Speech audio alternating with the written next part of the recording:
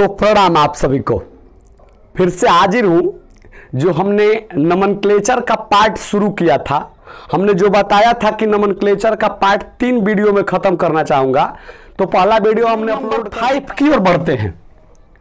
Rule number 4 तो हम लोग पढ़ चुके हैं। अगर आप नहीं देखें इस वीडियो को, रूल नंबर 4 तक के वीडियो को, तो जाकर देखिए, ठीक है ना। इसी चैनल पर अपलोड है, उसे पहले देख लीजिए, उसके बाद इस आइएगा और इसे देखने का प्रयास करिएगा। कह रहा है कि इस कंपाउंड का नाम लिखना है आपको, इस कंपाउंड का। अब कहिएगा कि सर इसमें अलग क्या दिख रहा है? अलग तो कुछ नहीं दिख रहा है, नहीं दिख रहा है। करिए आप लोग, पहले नाम लिखना स्टार्ट करिए, उसके बाद आपको थोड़ा सा लगेगा कि अलग है ये, ठीक है ना। देखिए, सबसे पहले धनायन का नाम लिखा जाता है, उसके बाद ऋणायन का नाम लिखा जाता है। ये सारी बातें हमने वीडियो नंबर 1 में बात कर चुका हूं। तो ये है सोडियम पॉजिटिव होता है। जब ये वाला पॉजिटिव, तो सामने से जो भी जुड़ेगा वह निगेटिव ही होगा। तो आपको पता होना चाहिए कि कंपाउंड, कोई भी कंपाउंड क्यों ना हो, सबसे पहले हम लोग पॉजिटिव को लिखते हैं, उसके बाद हम लोग निगेटिव को लिखते हैं। तो इसलिए पहले सोडियम का नाम लिखेंगे। तो स्टार्ट करते हैं लिखना, और लिख रहे हैं हम लोग। तो लिखेंगे हम लोग सोडियम। जब भी आप लोग नाम स्टार्ट करिए, जब भी आप लोग नाम लिखना प्रारंभ करिए, स्मॉल लेटर से आप लोग स्टार्ट करिए। स्मॉल लेटर से स्टार्ट किया जाता है, और धनायन और ऋणायन के बीच में थोड़ी सी गैप जरूरी होती है, थोड़ी सी गैप जरूरी होती है। तो हमने तो धनायन तो लिख दिया, और बचा इसका पार्ट, ये वाला पार्ट, मतलब बड़ा वाला पार्ट को आपका नाम लिखना है। कैसे लिखेंगे? ये वाला देखिए भैया, हमारा निगेटिव है। निगेटिव होता है तो सेंट्रल मेटल आयन का जो नाम होता है वह बिगाड़ कर लिखा जाता है, मतलब नाम के अंत में ATE जोड़ा जाता।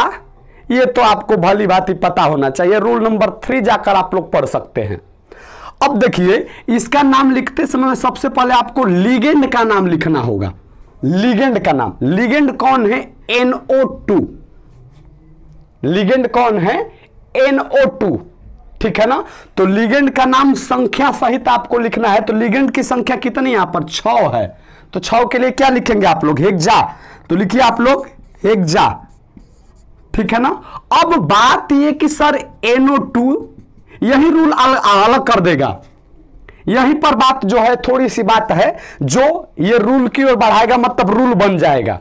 देखिए, NO2 में दो ऐसे एटम है, परमाणु है, जो सेंट्रल एटम को लोन पेयर इलेक्ट्रॉन प्रोवाइड कर सकते हैं।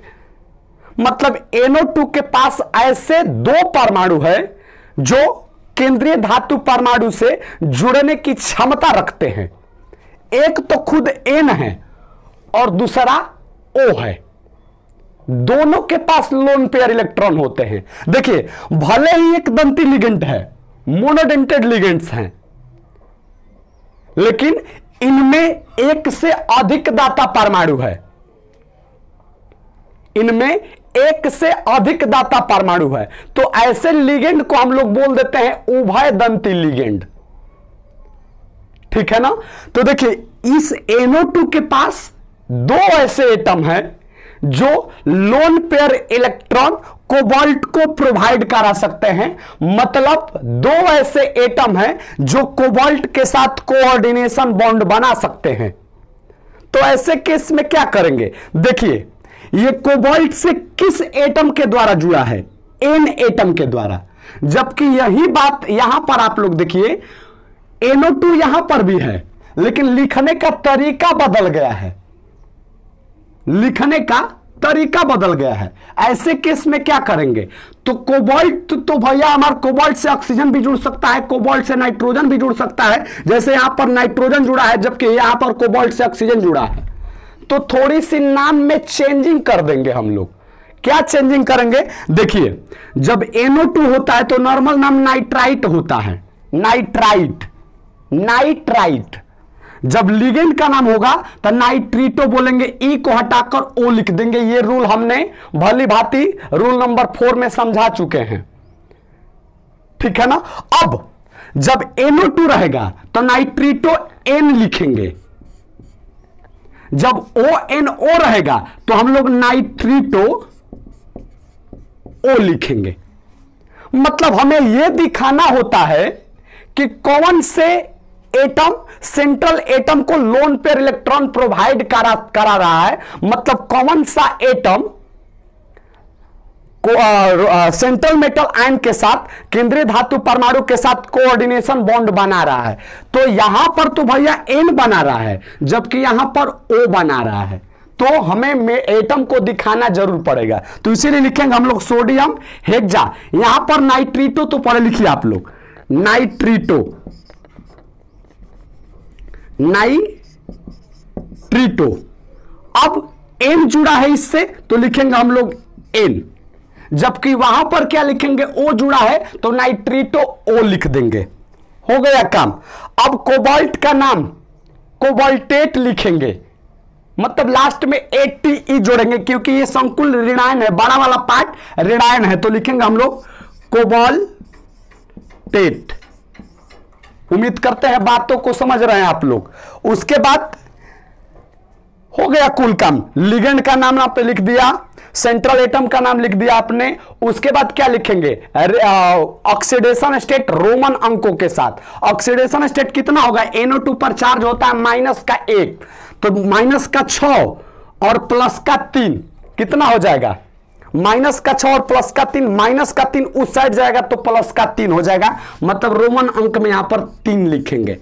IUPAC नाम आपने लिख दिया, इस कंपाउंड का IUPAC नाम यही है। इस कंपाउंड का नाम लिखिए आप लोग, यहां पर भी पॉजिटिव ये है और निगेटिव ये है, ठीक है ना। तो क्या लिखेंगे, सबसे पहले तो आप पोटेशियम लिखेंगे, पोटेशियम तो लिखेंगे आप। उसके बाद क्या लिखेंगे, लिगेंड का नाम संख्या सहित तो लिखेंगे आप लोग हेक्सा नाइट्रीटो। नाइट्रीटो किस एटम के द्वारा, तो O एटम के द्वारा। उसके बाद कोबाल्ट का नाम क्या लिखेंगे, कोबाल्टेट, कोबाल्टेट। उसके बाद क्या लिखेंगे भैया हमारा, तो रोमन अंक में ऑक्सीडेशन स्टेट, यहां पर भी ऑक्सीडेशन स्टेट कितना होगा, 3 ही होगा, आप लोग निकाल सकते हैं। तो उम्मीद करते हैं कि यही बात थी, थोड़ा छोटा मोटा रूल था, हमने समझा दिया। अब एक ऐसा देखिए, अब यहां पर NO2 के जगह पर SCN आ सकता है और NCS आ सकता है। तो जब SCN आएगा तो थायोसाइनेट नाम होगा और उसके साथ S लगाइएगा, और NCS आएगा तो आइसोथायोसाइनेट, थायोसाइनेटो और N लगाइएगा। कोई दिक्कत, उम्मीद करते हैं बात ध्यान देंगे तभी हो पाएगा बढ़िया से, ठीक है ना। क्योंकि देखिए होता था नॉर्मली क्या, हम लोग पीछे जब इतना सारा कम से कम 5 गो रूल पढ़कर आए, उन सारे 5 रूलों में होता था क्या, धनायन ऋणायन तो रहते थे, लेकिन या तो धनायन सामान्य हो जाते थे और ऋणायन कॉम्प्लेक्स हो जाते थे, ठीक है, या ऋणायन सामान्य हो जाते थे और धनायन कॉम्प्लेक्स हो जाते थे। लेकिन यहां पर क्या है, धनायन और ऋणायन, पॉजिटिव और निगेटिव दोनों ही बड़ा वाला भाग है। कैसे लिखेंगे, तो सबसे पहले आपको तो यह डिसाइड करना होता है कि इन दोनों में पॉजिटिव निगेटिव कौन है। रूल वैसा ही रहेगा, रूल में चेंजिंग देखने को नहीं मिलेगा। सबसे पहले आप ये डिसाइड करें कि इन दोनों संकुलों में, इसमें और इसमें कौन धनायन है कौन ऋणायन है। नॉर्मली पार्ट है, जो पहले लिखा जाता है वह धनायन ही होता है, जो बाद में लिखा जाता है वो ऋणायन होता है। ये तो पता चल गया कि ये पॉजिटिव है और ये वाला निगेटिव है। इसमें भी पता चल गया कि पहले है ये पॉजिटिव है, ये वाला निगेटिव है। चलिए भैया ये कंफर्म कर लिया हम लोग कि कौन पॉजिटिव है कौन निगेटिव है। तो आपको पता होना चाहिए कि सबसे पहले पॉजिटिव का नाम लिखा जाता है। पहले किसका नाम लिखा जाता है, पॉजिटिव का नाम लिखा जाता है। तो नाम लिखना प्रारंभ करिए इसका, इसमें इसका नाम लिखिए और इस वाले कंपाउंड में इसका नाम पहले लिखिए। लिखते हैं पहले क्या लिखेंगे हम लोग, सबसे पहले 6 का कितना होता है हेक्सा, तो लिखेंगे स्मॉल लेटर से स्टार्ट करेंगे हेक्सा। NH3 के लिए एमाइन लिखते हैं तो लिखेंगे AMMINE। Cr के लिए क्या लिखेंगे क्रोमियम, क्या लिखेंगे क्रोमियम। अब रही बात सर जी ऑक्सीडेशन स्टेट रोमन अंक में कैसे लिखेंगे, यही तो बात समझाना था हमें आपको। ऑक्सीडेशन नंबर अब ये बड़ा रहता तो क्या करते, इसका ऑक्सीडेशन नंबर लिखना था x मान लेते और प्लस का 4 माइनस का 6 2 लिखकर आगे बढ़ जाते। लेकिन इसका नाम कैसे लिखेंगे, इसका ऑक्सीडेशन स्टेट कैसे लिखेंगे, देखिए हम एक बात बता रहे हैं, गौर से सुनिएगा आप लोग। अच्छा इस कंपाउंड को आप लोग देखिए, इस कंपाउंड को, ठीक है ना। चलिए देख लिए आप लोग, इस पर तो पॉजिटिव होता है और इस पर निगेटिव होता है, यह भली बात आपने समझ गया। देखिए अब एक पोटेशियम पर चार्ज कितना होता है प्लस का 1, तो 4 पोटेशियम पर कितना होगा प्लस का 4। अब यही प्लस के 4 चार्ज को बैलेंस करने के लिए सामने से -4 आना जरूरी ही होगा। मतलब ये प्लस चार्ज है तो सामने वाले जो भी ऋणायन है उस पर कितना होगा -4। मतलब हम ये कह सकते हैं कि कोऑर्डिनेशन कंपाउंड में 2 भाग होते हैं, किन्हीं एक भाग के चार्ज पता चल जाए तो दूसरा भाग का oxidation state, central metal ion का ऑक्सीडेशन स्टेट आसानी से हम लोग निकाल सकते हैं। तो देखिए हम इसका ऑक्सीडेशन स्टेट निकालने के लिए सबसे पहले क्या पता होना चाहिए, पता होना चाहिए कि इस पर टोटल चार्ज कितना है, टोटल चार्ज कितना है भैया, टोटल चार्ज इस पर कितना है, इसका आपको निकालना है। उद्देश्य तो है क्रोमियम का ऑक्सीडेशन स्टेट कैसा कितना होगा, लेकिन आपको पहले इसको पता करना होगा। तो कैसे पता करेंगे, आप कोबाल्ट का और इसका चार्ज दोनों को जोड़ देंगे तो इस पर का टोटल चार्ज निकल जाएगा, टोटल माइनस चार्ज निकल जाएगा और जितना माइनस होगा सामने वाला पर उतना क्या हो जाएगा प्लस में हो जाएगा। तो निकालिए कोबाल्ट पर, अब कोबाल्ट पर तो चार्ज भैया प्लस का 2 भी होता है, प्लस का 3 भी होता है और लगभग प्लस का 4 भी होता है, और भी आगे हो सकते हैं। अब कौन चार्ज है यहां पर, 2 है कि 3 है कि 4 है। नॉर्मली देखिए हम एक बात बता रहे हैं, जब 6 हो जाएगा कोऑर्डिनेशन नंबर तो समझ जाइएगा भैया हमार कि 3 पर रहेगा। मतलब इसमें कोबाल्ट का चार्ज कितना है प्लस का 3, ठीक है। और साइनाइड पर कितना होता है, एक साइनाइड पर माइनस का 1, तो 6 साइनाइड पर प्लस का 6, मतलब कितना हो जाएगा आप लोग माइनस का 6 हो जाएगा तो कितना हो जाएगा कैलकुलेट करेंगे तो माइनस का 3 हो जाएगा। तो जब इस पर माइनस का 3 हो गया तो इस पर कितना हो जाएगा चार्ज के नाम पर प्लस का 3।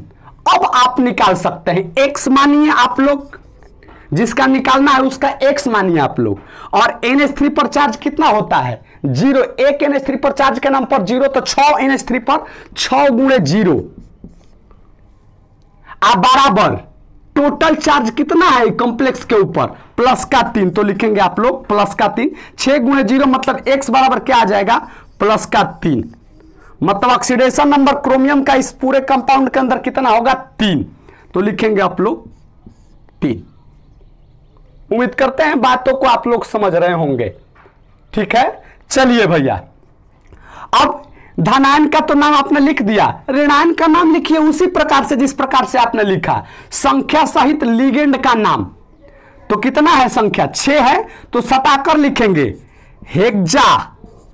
CN के लिए क्या होता है साइनाइड तो नाम होता है, लेकिन लिगेंड का नाम लिखते समय में साइनिडो लिखेंगे, तो लिखेंगे साइनिडो। और कोबाल्ट CO के लिए क्या लिखेंगे आप लोग कोबाल्ट, ठीक है।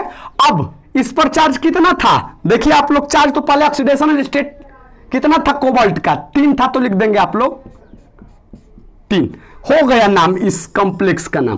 थोड़ी सी आपको भारी लगा होगा, कोई बात ना, हम इसको समझा रहे हैं, फिर से आप लोग समझ जाइएगा।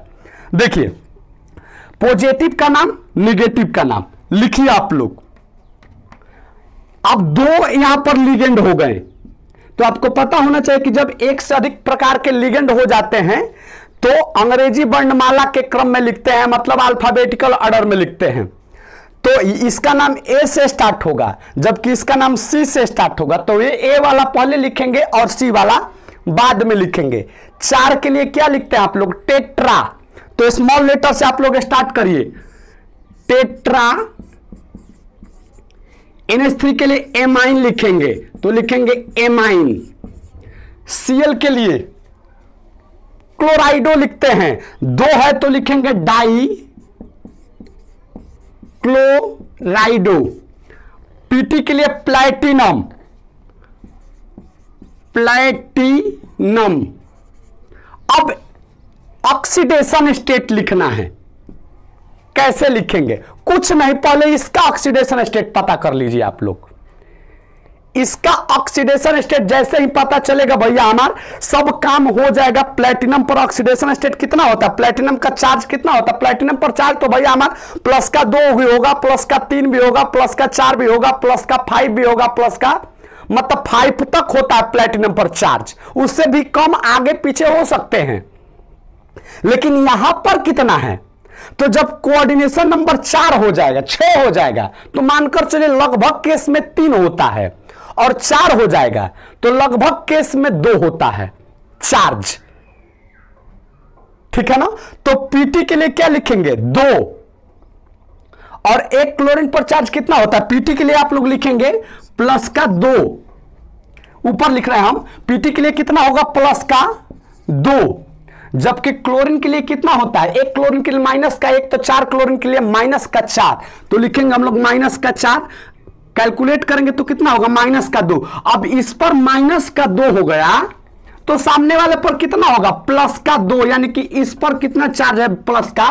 जब पूरा कॉम्प्लेक्स का पता चल गया तो इसको x मानिए, कुल काम कर लीजिए। x मानिए आप लोग, कैलकुलेट करके निकालिए। तो x 2 क्लोरीन के लिए माइनस का 2 और 4 एमीन के लिए 4 गो 0 प्लस 4 गुणे 0 अब बराबर टोटल कितना है? प्लस का 2। क्या लिखेंगे भैया हमारा? -2 4 इस साइड जाएगा, -2 तो क्या हो जाएगा? प्लस का 4। मतलब इसमें प्लैटिनम के ऊपर चार्ज कितना है? 4। लिखिए आप लोग। तो यहां पर रोमन अंक में 4 लिखेंगे, आगे बढ़ेंगे, मतलब इसका काम खत्म। अब इसका नाम लिखेंगे, वही संख्या सहित लिगेंड का नाम तो लिखेंगे क्या? Tetra क्लोराइडो, tetra क्लोराइडो। Pt के लिए क्या लिखेंगे? Platinum, platinum. उसके बाद क्या लिखेंगे भैया हमारा? उसके बाद आप लोग चार्ज लिखेंगे, मतलब ऑक्सीडेशन स्टेट लिखेंगे। तो ऑक्सीडेशन स्टेट Pt का यहां पर कितना था? प्लस का 2 था, तो लिखेंगे आप लोग 2। उम्मीद करते हैं जिस दिन हम प्रैक्टिस करवाएंगे, तीसरे वीडियो में प्रैक्टिस करवाएंगे, बेहतर से और सारे लेकर समझाऊंगा। लिख लीजिए।